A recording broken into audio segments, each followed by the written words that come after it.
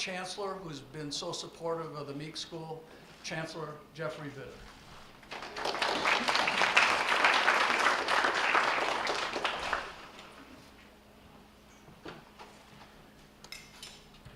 So welcome everybody.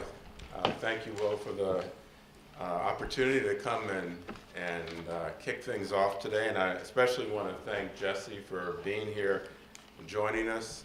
Jesse, you're an inspiration to our students. And I know they're eagerly anticipating the opportunity to hear you speak. It's truly a pleasure always to get very, very honored, influential, recognized alumni back to campus because you're role models for the university. I mentioned, and this is probably the most important part of all, is that Jesse is an alum of the university. He grew up in Holly Springs, and he came from a family of farmers and teachers. And when he graduated from high school, he chose to attend the University of Mississippi over Harvard University. That's a great decision, by the way. And while a student, he was editor of the Daily Mississippian and also worked for the Oxford Eagle. Now, after college, Jesse embarked upon a very, very impressive career in journalism. As a reporter with the Associated Press, he has covered the White House, the Congress, the Supreme Court, and most recently he served as a race, ethnicity, and demographics reporter. He's written 2 celebrated history books. One is called Black Men Built the Capitol, Discovering African American History in and Around Washington, D.C. And the next is called The Invisibles, Slavery Inside the White House and How It Helped Shape America. And that won the silver medal in the U.S. History category at the Independent Publisher Book Award. Jesse also has been the recipient of many, many awards, including the Mississippi Press Association Best Series Award, the National Association of Black Journalists Best Feature Writing Award, and the top 100 most influential African Americans in the United States. And as most of you probably already know, he's an accomplished fiction writer, including the novel Who is the Black Panther? In fact, he was approached by Marvel to kind of reboot the 1960s Black Panther series by writing an original story for its main character. And that book was released as a companion for the wildly successful movie that's out now that Sharon and I just saw and really enjoyed. One reader shared, "I've read the graphic novel this was based upon, and I love how Mr. Holland took the story and made it his own, yet the beats and characters remain true to the source material." Jesse's done similar work before. He was, for example, commissioned by Disney Lucasfilm Press to write Star Wars, The Force Awakens, Finn's story. Jesse's also a recognized educator and public speaker, having served as a visiting distinguished professor in ethics in journalism at the University of Arkansas in 2016. And currently he teaches creative nonfiction in the Master of Fine Art program at Goucher College in Towson, Maryland. Jesse, I'm so impressed by the wide range of talents you have. It took a while to go through them all. You're a great example of what can happen when you develop your strengths and embrace the exciting opportunities offered, which is a great lesson for all of our students. So I'm very proud that you're a graduate of our university. I know everyone here is going to be inspired by your successes and what you shared today. So thank you again for being here. It's always a great day when our accomplished alumni return to our great university to connect with our future leaders, our future generations. So thank you all for being here. And Jesse, please.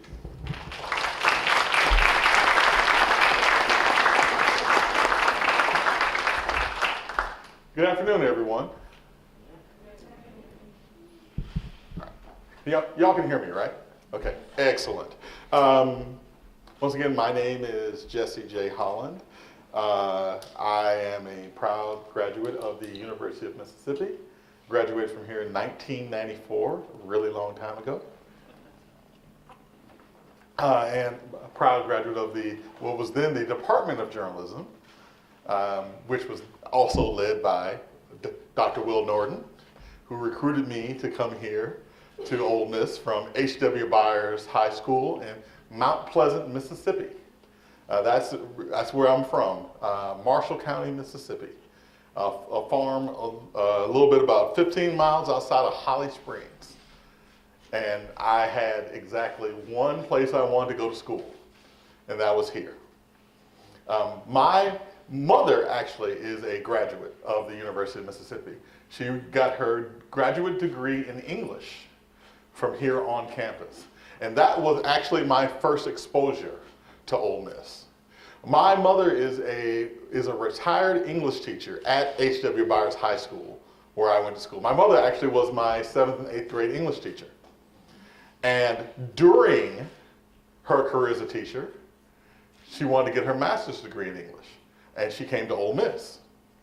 Now, she couldn't work on her master's degree during the school year because she had to teach. So she worked on her master's degree every summer once school was out. But she had 2 kids, my older sister Twala and myself. So what she would do was she would come down to Ole Miss campus in the summertime. Right across from where the Ford Center is now, the Ford Auditorium is now, across the street, the building across the street from that used to be the English department, the English graduate school. So my mom would bring me and my older sister to the English building, which had a library. She would take us into the library. She would say, "Stay here." And she would go to class, and my sister and I would stay in the library until she got out of class at noon. At noon, she would come pick us up. Back in those days, there was an outdoor swimming pool over near Bishop. And we would go take swimming lessons in the afternoon while she would take her afternoon classes. And we did that for 5 summers. So I basically grew up here on campus. And when I decided I wanted to be a journalist and a writer, Ole Miss at that time had the only journalism program in the state of Mississippi. And not only did we have the only journalism program, we had the only program that offered broadcast, radio, and print. So during my time on campus, I worked as the editor of the Daily Mississippian. I had a talk show on the radio station called the Wednesday Agenda, which for some reason came on Thursdays. You know how the radio works here sometimes. And I ran one of the cameras for the TV station. So the great thing about Ole Miss for me was that it allowed me to experiment and learn all the types of journalism. And I got to pick and choose which one that suited me. It was the only place at that time that had a student-run newspaper, radio station, and television station. So Ole Miss gave me the opportunities to learn my craft. I've always known I wanted to be a writer, but coming from a farm outside of Holly Springs, I never knew that I had anything to write about. So that's why I got into journalism. So I could go meet interesting people, go interesting places, do interesting things. So when I left Ole Miss, I started at the Associated Press in Columbia, South Carolina in 1994. And for all you journalism students in the audience now, I will tell you the one thing that professors pushed at Ole Miss, which I'm still sure they're still pushing now, is the values of internships. When I left Ole Miss, I had already done 5 internships. I interned at the Oxford Eagle, the Birmingham Post-Herald in Birmingham, Alabama, at the Meredith Corporation in Des Moines, Iowa, in the test kitchen for Better Homes and Gardens. I can make a mean cake nowadays. At the New York Times, and then finally at the Associated Press in Columbia, South Carolina. I actually started there as an intern. It was supposed to be a 12-week internship, and then I was going to have to find a job. But 4 weeks into my 12-week internship, 4 people out of an 8-person bureau quit for various reasons. And the bureau chief, John Schur, asked me would I be willing to stay on. And I've now stayed on at AP for 24 years. My 24th year at AP will be in May. But I never forgot why I got into journalism. I got into journalism so I could write my books, to meet interesting people, to go interesting places, to see interesting things. So in 2005, I decided that it was time. So I left AP, took a sabbatical from the Associated Press in 2005, and started working on my first book, Black Men Built the Capitol. It was published in 2007. It took me 10 years to write my second book, The Invisibles, The Untold Story of African American Slaves in the White House. But part of my story is the story of taking advantage of opportunities when they present themselves. You never know when an opportunity will present itself. And when it does, you have to grab it. The Invisibles came out in January of 2016. Now, one of the things that I have been loud and proud about during my entire life was the fact that I'm a geek. In fact, I'm a comic book geek. And if you read any of my social media pages, you see I talk about comic books and science fiction a lot, because, you know, that's who I am. So, right after The Invisibles came out, I was actually at a journalism conference at LSU in Baton Rouge. And I get a call from Lucasfilm. An editor at Lucasfilm says she's read The Invisibles, and she loves it, and asked me, was I a fan of Star Wars? Now, Star Wars literally was the very first movie I ever saw in a movie theater. In Memphis, Tennessee, my first grade teacher took the whole class to see Star Wars. And when I think about that today, I'm like, so what was the educational qualities of taking your class to see Star Wars? But who cares now? The teacher took the entire class at Sea Isle Elementary in Memphis, Tennessee to see Star Wars. So it was the first movie I ever saw in a movie theater. So this editor from Lucasfilm calls and says, are you a fan of Star Wars?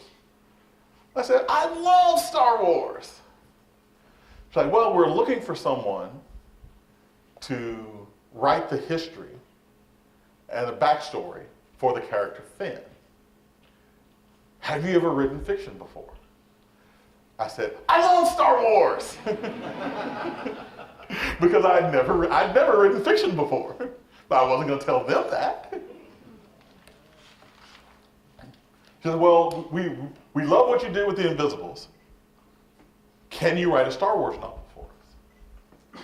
And so that's how Star Wars The Force Awakens, Finn's story came about.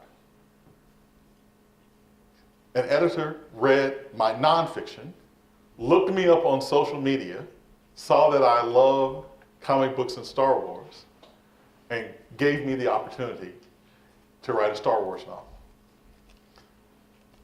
So Star Wars The Force Awakens, Finn's story came out in September of 2016. And about a month after that book came out, I get a call from Marvel. An editor at Marvel said he had read The Invisibles, and he had read Finn's story, and he loves it, and asked me, had I ever heard of the Black Panther? Now, I've been reading comic books since I was about 5, 6 years old. The Black Panther was a featured character in one of the first comic books I'd ever read. He was in an Avengers comic book that I read. And I've been following this character my entire life. And so the editor, Stuart Moore, asked, had I ever heard of the Black Panther? Like, of course I've heard of the Black Panther. He was like, well, we really like what you did with Finn's story. Would you be interested in writing the first Black Panther novel? And I was like, would I be interested in doing it? I mean, am I supposed to be paying y'all, or are y'all gonna pay me? He was like, oh, just, we got you. And so Marvel, both Lucasfilm and Marvel Studios approached me about writing in their universes. And that's how the Black Panther novel came about. At the same time they were filming the movie, I was also writing the novel. And so the storyline in the novel and the storyline in the film diverges because they were in rewrites for the film when I was writing the first draft of the novel. With the movie, they tell the story of the Black Panther through the lens of the Marvel Cinematic Universe. The movie The Black Panther wasn't the first time that character appeared. He actually appeared in Captain America Civil War, where they started his origin story there. My book focuses on the classic comic book mythology of the character. The Black Panther actually was created back in 1966 by Stan Lee and Jack Kirby, the architects of the Marvel Universe. And the origin they wrote for the Black Panther in 1966 stayed the exact same until 2005, when Marvel hired Reginald Hudlin, the director of the movie House Party, to update the origin of the Black Panther. So the origin of the Black Panther has stayed the same between 2005 and today. And when Marvel approached me, their mission statement was, we want someone to take the origin as it was written in 1966 and the origin as rewritten by Reginald Hudlin in 2005, and we want you to rewrite it again for 2017. Because they understood that there are people out there who don't read comic books. For some strange reason, there are people who don't read comic books. And they wanted an introduction of who these characters are for people who don't read comic books in advance of the movie coming out. So I took the work that was done by Reginald Hudlin and other great writers like Christopher Priest, Don McGregor, and once again, Stan Lee and Jack Kirby, and I rewrote it and updated it for 2017, 2018. So the book actually came out in September of 2017. And luckily for me, as of 2 weeks ago, the book has sold out internationally.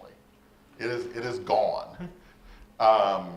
It's been very well received by everyone, and I've been very well treated by Marvel because of the work done through the book. I actually was invited up to the New York premiere for the movie, and it's really one of those weird things where Ryan Coogler and I are both basing our works off of the same comic books. So when I saw that first trailer for Black Panther, I was like, oh, I know that scene because I wrote that scene in my book because we were both pulling from the exact same comic book. But when I saw the movie, I saw the way that the characters diverted. The story in the movie is its own creation.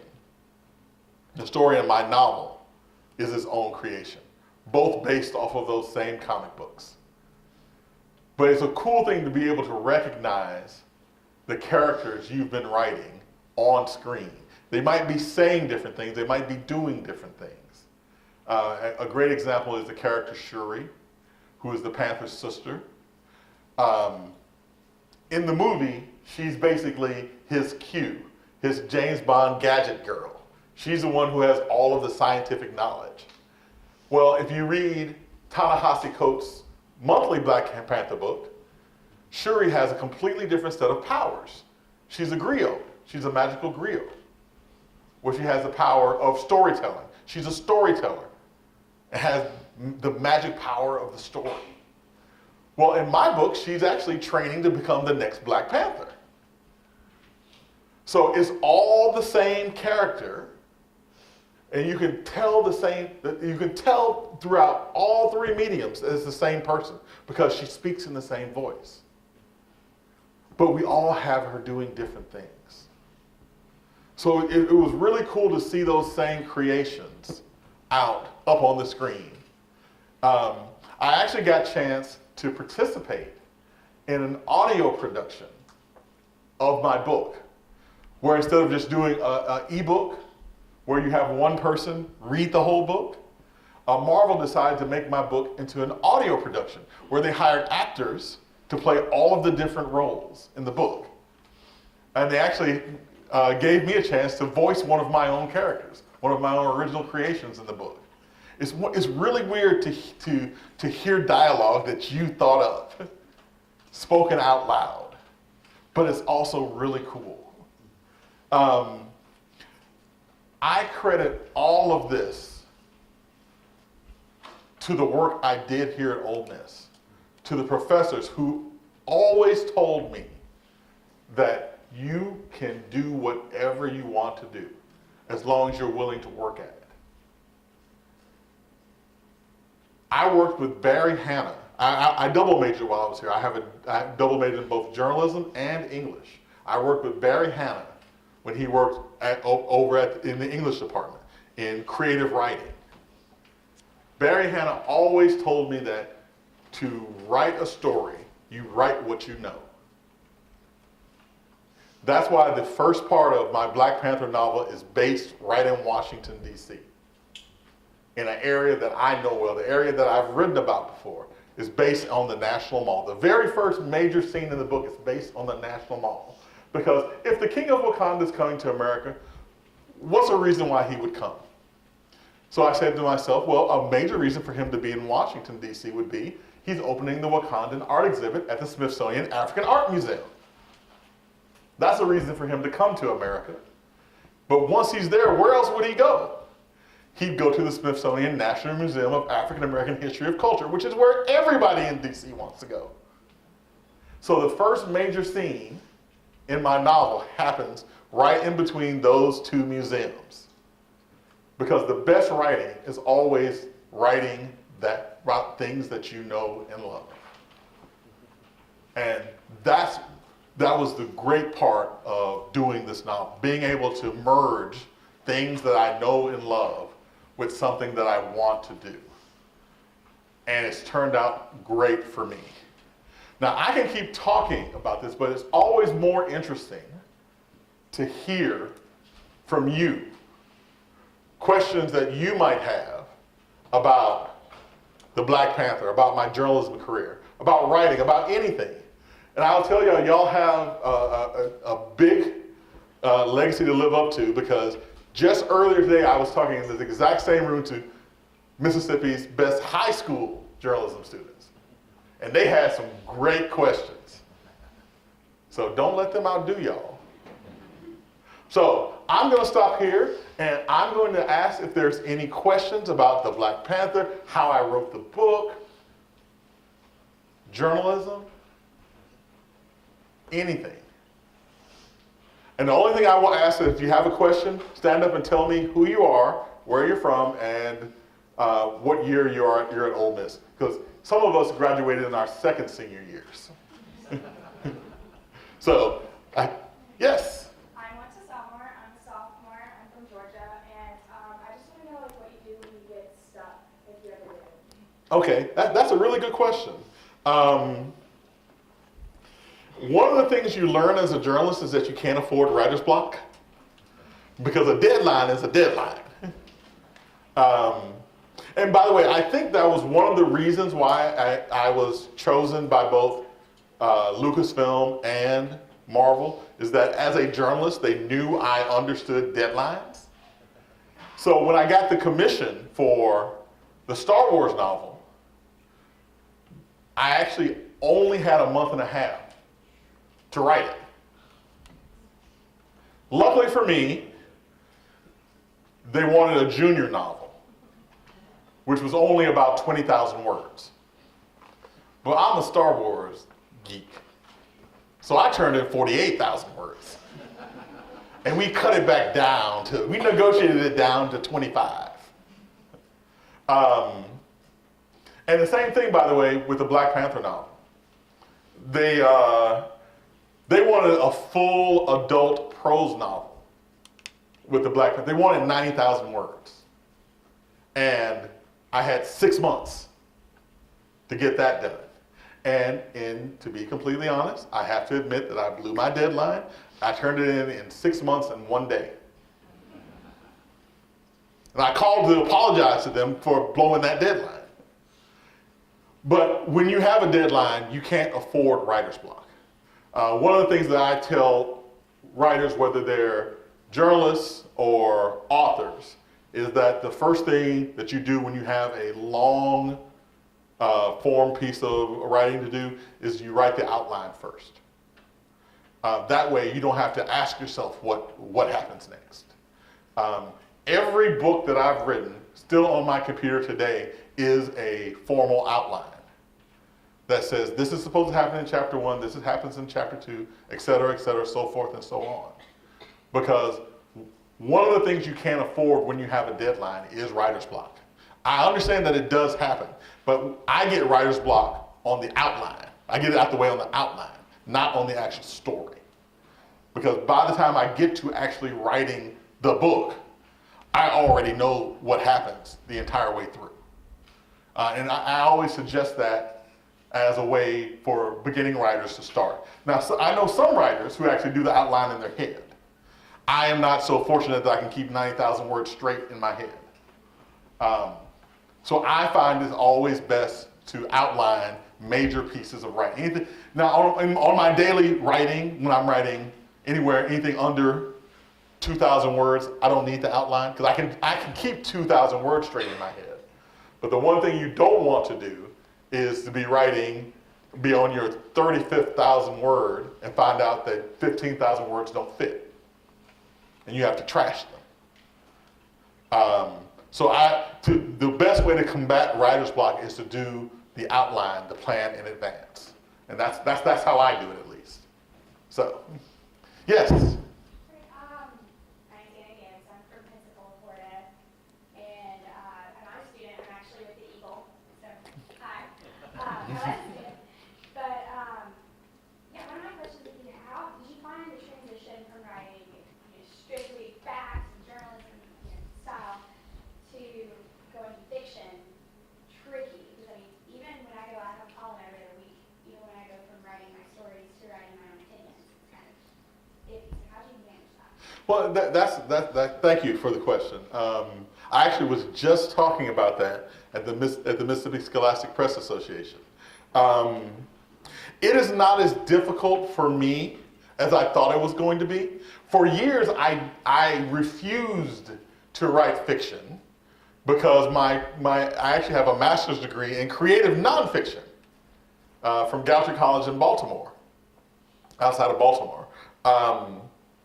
For years, I thought that writing fiction would make it more difficult for me to write in journalism. But when I started working on Finn's story, I discovered that there was a common thread through all of my fiction and nonfiction. We as journalists are basically historians. We just write the history of yesterday instead of the history of 100 years ago. And it actually, to be honest with you, it actually took a 5th grader to point this out to me during one of my talks. Someone asked me, was there a common theme throughout all of my books? And I said, well, not really. And this fifth grader stood up and says, yes, there is. You write history. You write real history and fictional history. So if you look at Finn's story, it's basically a biography, the history of this one character. And the Black Panther book is the history, the biography of that character. So I'm writing in the same way, just with fictional characters. Actually, I called it during one talk, I called it fictional history. And someone pointed out to me that's an oxymoron. You can't, those are two things that are diametrically opposite. Because for it to be history, it has to be true. So you can't have fictional history. But that's literally what I did. I wrote history across all four. And for me, the fictional history was easier because I didn't have to do any interviews. I could actually make up quotes that fit where I needed it to, instead of having to go out and make the story fit around the quotes. I could actually make things happen the way I need them to for the story. So it was for me. It was easier because you know what? I've been watching Star Wars my entire life. I've been reading comic books my entire life. So I know how the characters speak. It was just the matter of putting them through their paces. So it was a lot easier than I thought. I expected it to be a lot more difficult than it was. I did stress out quite a bit about it, and especially with Star Wars, by the way. Because with Black Panther, I didn't have to do as much research because I have all the comic books in my basement to this day. Marvel actually offered to send me some Black Panther comic books, and I told them that my wife didn't want any more comic books in her house because there's already boxes in the basement. So I already had all the comic books. But when it came to Star Wars, I did have to get the research material. I did have to get the technical manuals because there are people who are Star Wars fans who know the technical details of every single thing in that universe. In my basement to this day are models of the Millennium Falcon and an Imperial Star Destroyer because I needed to know whether the gun turret that Finn was in rotated 180 degrees or 360. Because there are people out there who know these things, who know exactly how many rooms there are in the Millennium Falcon and whether they're north or west of the cockpit. I'm not that kind of fan. I didn't know these things, but I was warned by Disney that there are people who know these things and you better be correct. So I made sure I read all of the technical manuals. So interestingly enough, I researched Star Wars the same way I would research a story, a journalistic story, to ensure that my facts were correct. Black Panther, I knew more intimately, so I didn't have to do as much research on that. The techniques were the same. I could just fill in the quotes, where in other stories I'd have to go out and interview. So, yes, one and then two. Mm-hmm. Where are you from? Jackson, Mississippi. Jackson, okay. And I was wondering, what was your biggest triumph here at the university, and how did you overcome it? What was my biggest triumph at the University of Mississippi? Let's see. What can I tell publicly?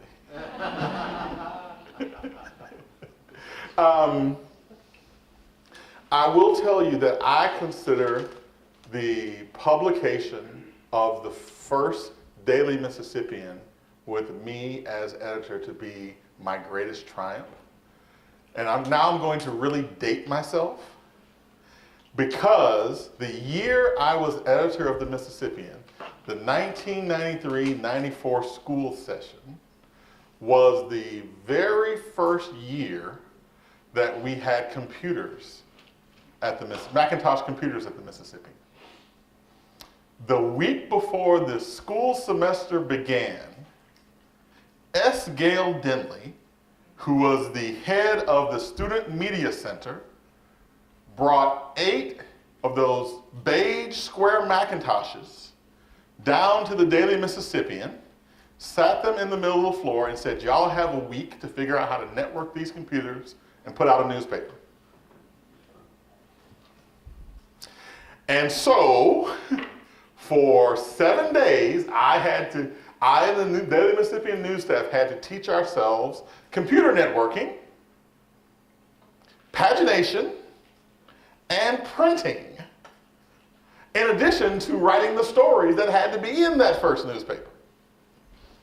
And so we networked those Macintoshes, taught ourselves PageMaker, Adobe PageMaker, and taught ourselves how to design a masthead and make all the columns paginate correctly, which they might not have been correct in that first paper.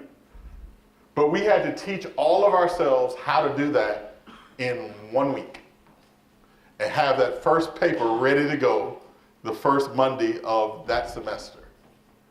That was fun, but I will admit that that was difficult. And if I still have a copy of that first newspaper, and that newspaper looks nothing like what it looked even 2 months later, because we realized that, you know, Star Trek font is probably not the correct font for a newspaper, but it was the font we knew for that first paper. So we got the paper published. But I would say just the fact that we were able to get it done that first week is probably my greatest triumph. And it shows what you can do when you realize, and you don't stop to think what you can't do. We could have easily said that it couldn't be done. But we didn't have a choice because S. Gale Dillon did not wait to see what we were going to do. He dropped him off and he went back to his office and sat back and waited to see what was going to happen. So it's a good example of what you can do when you don't stop to think about what you can't. There is no way that any of us knew anything about a Macintosh hard drive. I mean, literally before that first newspaper, we would have to cut the newspaper columns out with razors, stick glue on the back of them, and send them to the printing press. So we assembled each story on the page by hand. It was basically cut and paste with glue. And you can now do all of that on computer and print out one big sheet. But we didn't know that. So I would definitely say the publication of the first Mississippian with me as editor was probably my greatest triumph. Yes. Hi. Hi. My name is Brittany Abbott. I'm a second year senior. Right on.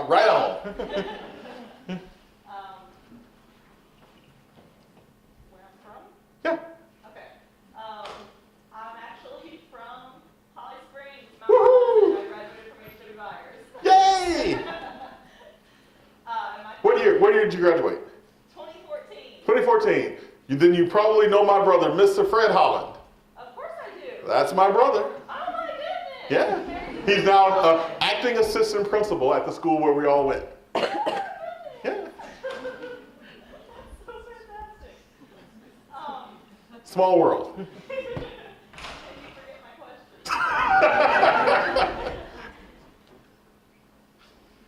How did you juggle your internships with everything that was going on with your school? Good question.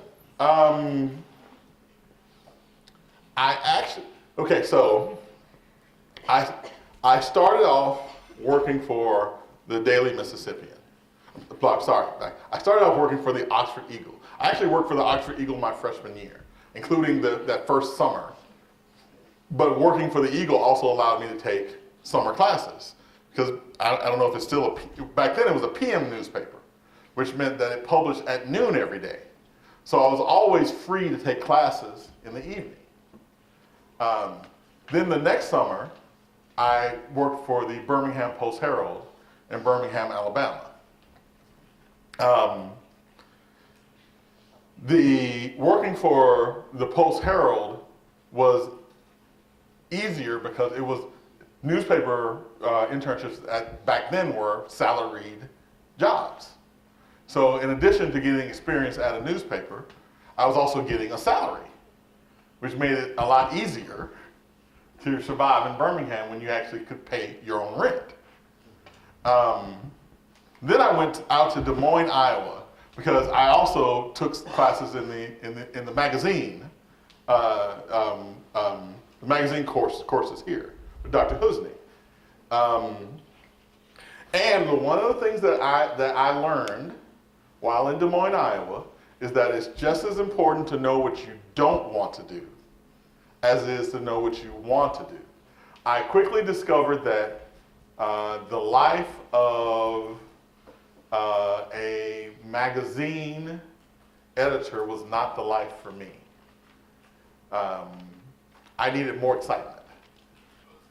So the next summer, and I actually just had this conversation Friday in Memphis. The next summer, I actually got an internship at the Commercial Appeal in Memphis. Otis Sanford was an editor at the Commercial Appeal, and I got the internship there. And I was also selected as editor of the Mississippian. That was supposed to start that summer. But then I got a call from the New York Times, and they offered me an internship in Manhattan. And I had to call Otis back and said, I love y'all, but New York Times.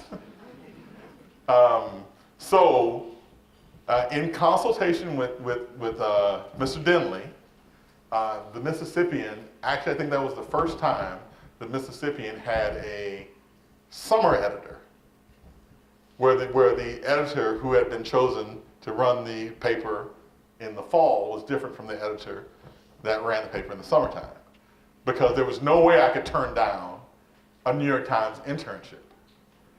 So that's why when I got back and Mr. Denley dropped off those Macintoshes, that was my first Mississippian, because I had been in New York the previous summer. But all of those internships, I didn't get class credit for them, but I was working in the field in which I was studying. So I was learning the field that I was majoring in at Ole Miss during the summer. And one of the things that I discovered during this was that newspapers and media companies love degrees. They prefer experience. And that's one thing that Ole Miss gives you that you should take advantage of if you're a student. You can leave campus with actual journalism experience, not just the classes and the grades. You could leave campus with experience running a radio station, being an on-air live host,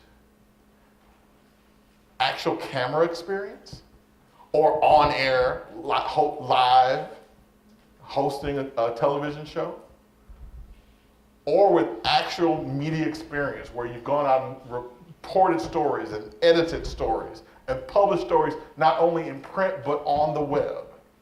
You can actually get the experience in the field you want to work in. And it's not just on the reporter side, also in the advertising side. You can get all of you can have the experience that the media companies want before you leave school, instead of having to go leave school, get the experience. So that's one of the great things you can get here at the Meek School. You can get the actual experience that people are looking for before you leave school. And you can have the grades at the same time. So, end of lecture on that. That's one of the things that I tell people all the time, especially about being here at Ole Miss.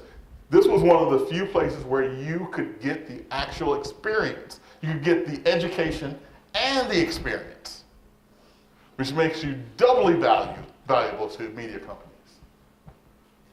So, all right. Okay, one and then two. Hi, I'm Caroline. I have a freshman from Houston, Texas, and I'm wondering if you're currently working on another book right now. Great question. The answer is I can't tell you. Okay, the actual serious answer is that I am in discussions with Marvel about my next project right now. Unfortunately, until your name is actually signed on the contract, they don't want you to talk about it. So hopefully I will have something to announce with Marvel in the next month or so. Hopefully. It might all fall through, who knows. My degree is in creative nonfiction, so I will always go back to where I started. My next 2 nonfiction projects I'm already writing the outlines on now. One will be the untold story of Freedmen's Village in Washington, D.C.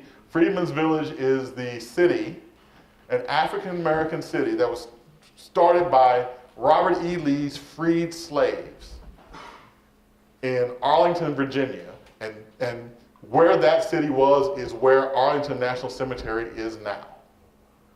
But no one knows it was there. It was a pretty big deal when it was there. Sojourner Truth was one of the residents of Freedmen's Village. So that's going to be one of my next nonfiction projects.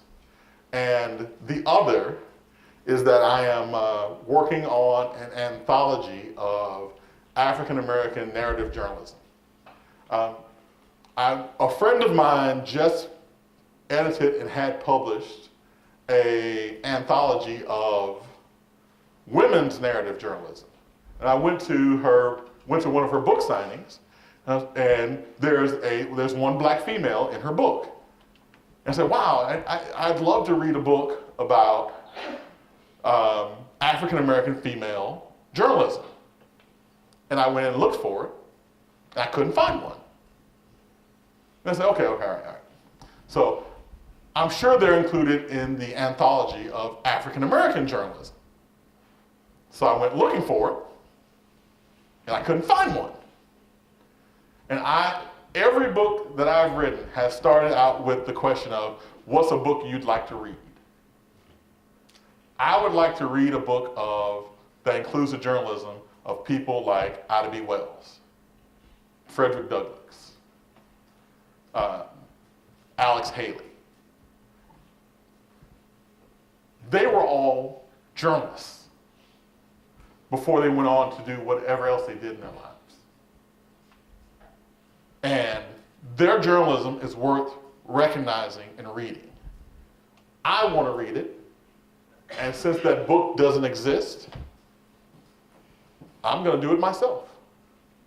So those are the things that are on my plate right now. I do expect that there will be more comic books / science fiction in my near future. But I also am not going to leave nonfiction behind either. Because those are books that I want to read, and if they don't exist, I'll do them myself. All right, where was number 2? Number 2 over there, yes. I'm James Ferris. I'm a senior. I'm from around New Orleans. Well, I'm an aspiring filmmaker and writer, and you say you work for like LucasArts and Disney. What do you think is the best way for my work to be discovered, or that road to being discovered, or see my companies like that?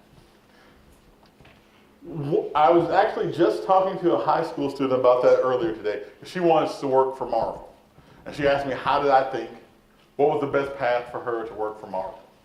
I will tell you that if there's something you want to do, go find other people who are doing it and hang out with them.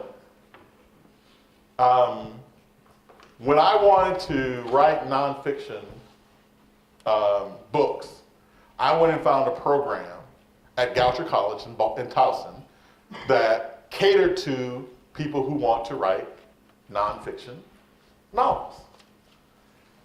Now that I'm moving into the fiction world, I started going to conventions and meeting people who write fiction novels.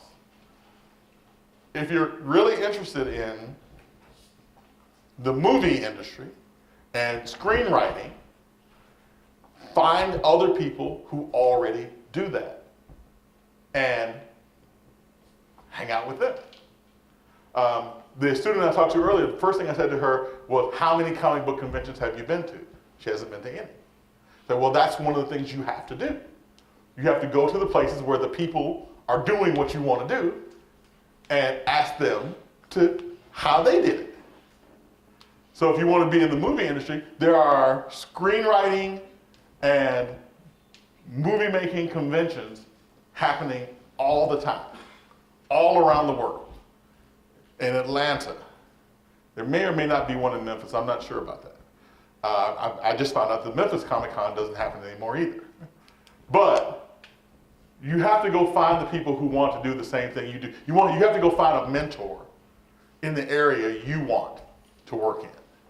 I have mentors who are in journalism, who are in nonfiction writing, and who are now in fiction writing, who come to me, I go to them and say, okay, what should I do next? And they give me advice on what I should do next. Find your tribe.